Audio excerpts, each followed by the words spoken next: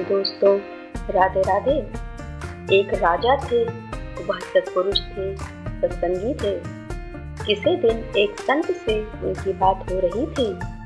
उन्होंने पूछा कि हक क्या चीज है। हमें कहीं हक की रोटी मिल जाए तो बड़ा अच्छा। संत ने कहा, तुम्हारे शहर के प्रमुख मोहल्ले में एक बुढ़िया रहती है। वह बुढ़िया है तो गरीब, परंतु वह बुढ़िया अपने हक का खाती है। उसकी रोटी हक की रोटी होती है। तुम वहां जाओ। राजा बड़े गुणग्राही थे। उन्हें जानने की बड़ी उत्सुकता थी कि हक की रोटी क्या होती है। इसलिए वे बुढ़िया के पास पहुंचे। राजा ने बुढ़िया से कहा, भैया, मैंने सुना है कि तुम हक का खाती हो। तुम्हारे यहाँ हक की रोटी मिल सकती है? मैं उसे मांगने आया हूँ।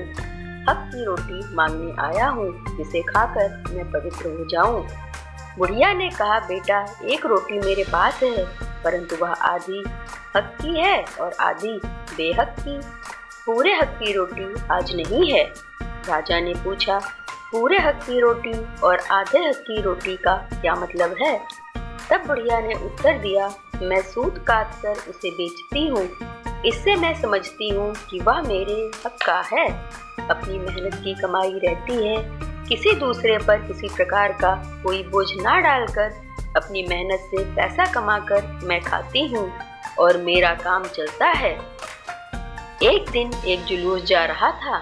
शाम हो गई थी। मुझे दीपक जला लेना चाहिए था, परंतु वह जुलूस निकला।